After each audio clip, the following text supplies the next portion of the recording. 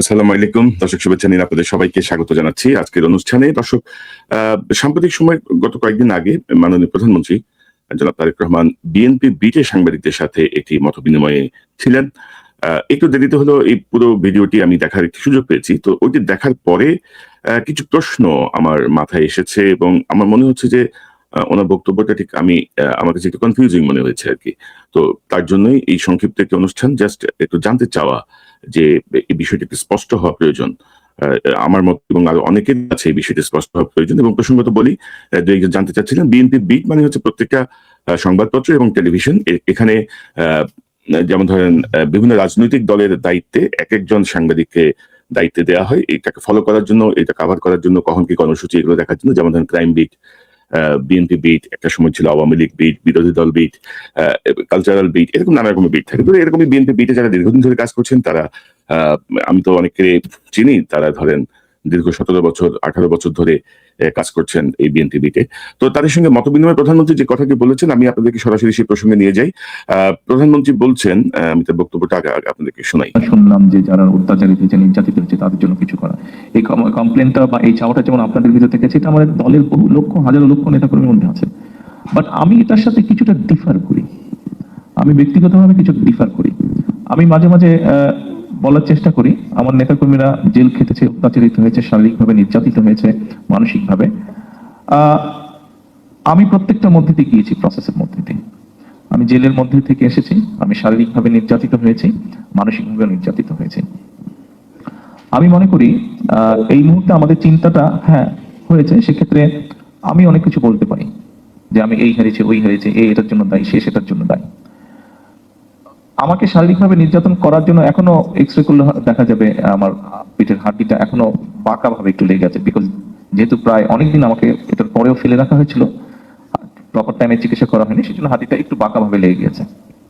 3 থেকে 4 সপ্তাহের মধ্যে হাড্ডি জোড়া লেগে যায়, হিউম্যান হাড্ডি, জানেন বোধহয়।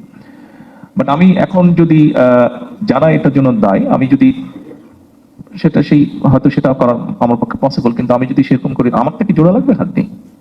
বাট আমি এখনো যে পেইনটা মাঝে মাঝে অনুভব করি, আমার কি সেই পেইনটা চলে যাবে, বন্ধ হয়ে যাবে অনুভব করা? তা তো হবে না। আমার মনে হয় সেই জন্য আমাদের একটা এই মাইন্ডসেট থেকে বেরিয়ে আসা উচিত। আমাদের চিন্তা করা উচিত, ঠিক আছে আমাদের হাতে যখন, অর্থাৎ আপনি এখনো বেঁচে আছেন, আপনি এখনো চলছেন, আপনি এখনো ফিরছেন, আপনি এখনো আপনার পরিবার আপনজনের সাথে আছেন, আপনি আপনার শুভকাঙ্ক্ষীদের সাথে আছেন, আপনি আল্লাহ দেওয়া আলো বাতাস আপনি দেখছেন।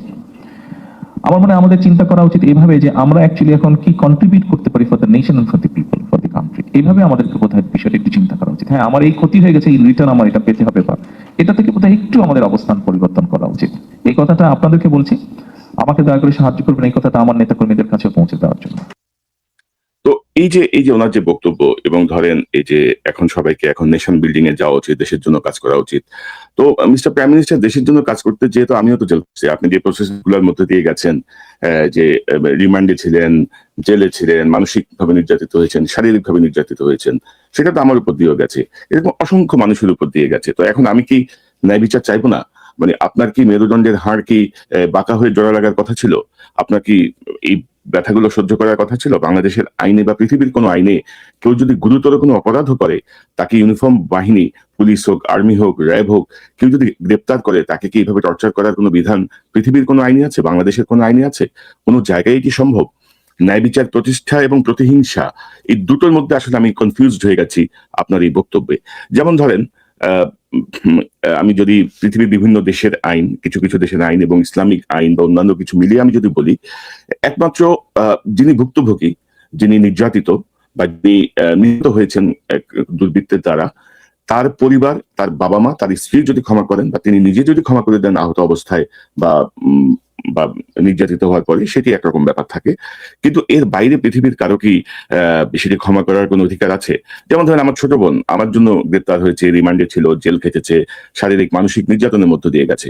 আমার কিন্তু আমার বোনের সঙ্গে যারা এই জাতীয় অন্যায় আচরণ করেছে তাদেরকেও ক্ষমা করার অধিকার কিন্তু আমার নাই। I have no right. তো এই জায়গাটা আমি একটু আসলে খুব কনফিউজড। এবং একই জায়গায়, অর্থাৎ তিনি এখানে কথা বলছিলেন, সাংবাদিকদের প্রশ্নের উত্তরে তিনি কথা বলছিলেন, আবার তিনি তার বক্তব্যে যেটি বলছেন সেটা একটু শোনাই আপনাদেরকে। প্রতিশোধ নিলেই কি আপনার সেটা আপনি ফেরত পাবেন বা একদম আগের মতন হয়ে যাবে? হবে না। তাহলে আমরা আমাদের সেই মাইন্ডসেট থেকে বেরিয়ে এসে, ঠিক আছে আমরা কি করতে পারি দেশের জন্য, সমাজের জন্য, মানুষের জন্য কি করতে পারি, পারি বা পারি না পারি সেটা হচ্ছে পরের ব্যাপার, অন্তত চেষ্টা তো করতে পারি।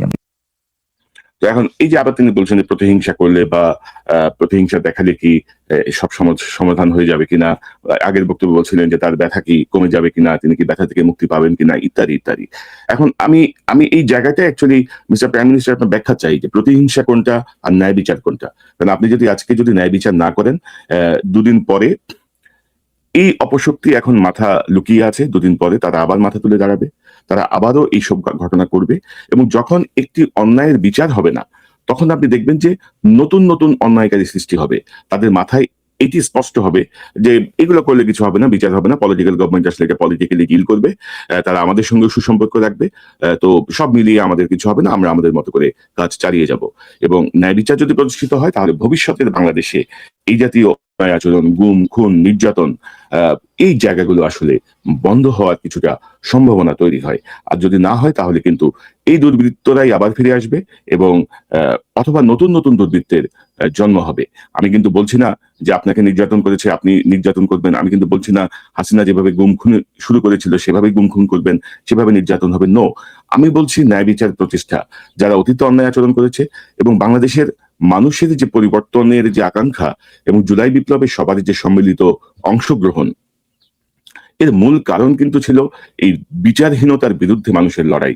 এই গুম খুন, সন্ত্রাস, চাঁদাবাজি, দখলবাজি, যা ইচ্ছে তাই করার যে লাইসেন্স ছিল আওয়ামী লীগের নেতাকর্মীদের, তাদেরকে বিরুদ্ধে মানুষের এই ক্ষোভ ফুটে উঠেছিল। মানুষ ন্যায় বিচার চায়। সেই ন্যায় বিচার প্রতিষ্ঠা যদি আপনি না করেন, কারণ ধরেন এই সরকারের কাছে মানুষের প্রত্যাশা কি, মানুষের মূলত প্রত্যাশার জায়গাটা যদি বলি, সেটা কোনো ফ্যামিলি কার্ড না, কৃষক কার্ড না, বা এই জাতীয় কোনো কার্ড না। মানুষের মূল দাবি হচ্ছে ন্যায় বিচার প্রতিষ্ঠা, শান্তি শৃঙ্খলা প্রতিষ্ঠা, যেটি আপনি আপনার প্রথম দিকের বক্তব্যে বারবার জোর দিচ্ছিলেন, শান্তি প্রতিষ্ঠার কথা, নিরাপত্তা নিশ্চিত করা, সেই জায়গাটা কিন্তু আমরা যেতে পারছি না। পাশাপাশি এই যে বিডিআর হত্যাকাণ্ডের বিচার, গুম খুন, এই জায়গাগুলোর সঙ্গে যারা যুক্ত ছিল তাদের বিচার, যারা মানবাধিকার হরণ করেছিল তাদের বিচার, এই জায়গাগুলো অত্যন্ত গুরুত্বপূর্ণ। কিন্তু আনফরচুনেটলি গত 4 মাসেও আমরা এই জাতীয় কোনো কাজের কোনো ভূমিকা দেখছি না। কারণ হচ্ছে যে আপনি যদি এখন বলেন যে এই করলে কি আমার ব্যথা চলে যাবে, ওই করলে কি আমার হাড্ডি জোড়া লাগবে, এই করলে কি আমার কিছু হবে, আমার মনে হয় যে অধিকাংশ মানুষ এই বক্তব্যটা তাদের মধ্যে এক ধরনের কনফিউশন তৈরি করবে যে আসলে আমরা কি চাই। আমি কিন্তু বলছি না যে আওয়ামী লীগকে ধরে আপনি শাস্তি দিতে হবে, আওয়ামী লীগকে ধরে ধরে গুম করতে হবে, আওয়ামী লীগকে ধরে ধরে পেটাতে হবে। নো, ন্যায় বিচার প্রতিষ্ঠা করতে হবে। আওয়ামী লীগের সবাই কি অপরাধী? সবাই তো অপরাধী না, কিন্তু এই দলের কার্যক্রম এখন নিষিদ্ধ এবং নিষিদ্ধ হওয়াই উচিত। সেই জায়গাটায় যারা জনজীবনকে বিষিয়ে তুলেছিল, যারা আইনকে নিজেদের স্বার্থে ইচ্ছামতো ব্যবহার করেছিল, তাদের বিরুদ্ধে তো আপনাকে অবশ্যই ন্যায় বিচার প্রতিষ্ঠা করতে হবে, যেন ভবিষ্যতে এই জাতীয় ফ্রাঙ্কেস্টাইন আর তৈরি না হয়। মিস্টার প্রাইম মিনিস্টার, আমি এই কনফিউজিং বক্তব্যের বিষয়ে আপনাদেরকে ব্যাখ্যা চাই, অনলাইনে হোক অফলাইনে হোক যেখানে হোক। আমি আসলে বুঝতে পারছি না, এবং